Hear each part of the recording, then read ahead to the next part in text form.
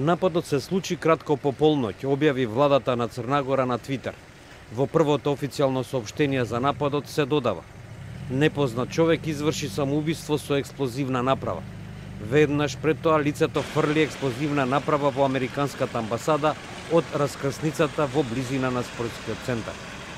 Се додава и тоа дека направата фрлена во амбасадата најверојатно била рачна граната и оти ево тек истрага.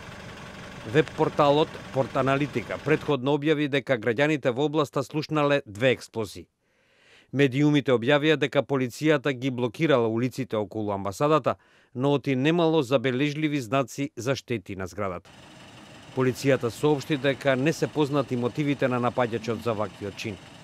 Според сознанијата на Радио Слободна Европа од Подгорица, никој од вработените не бил повреден. Исто така се дознава дека амбасадата спроведувала интерна процедура за да ја потврди безбедноста на сите нејзини вработени.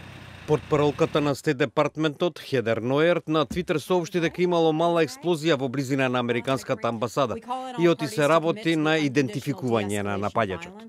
Амбасадата ги предупреди граѓаните на Соединетите држави да останат настрана се до следното известување.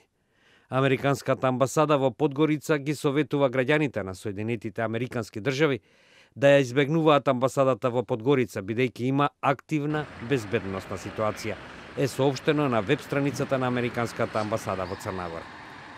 Амбасадата исто така им советува на американците да избегнуваат големи собири во главниот град Подгорица и да ги следат локалните медиуми за натамошниот развој на ситуацијата.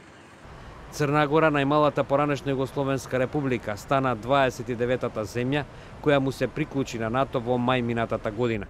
Потек кој најде на противење меѓу проруските граѓани во таа земја и на други места на Балканот.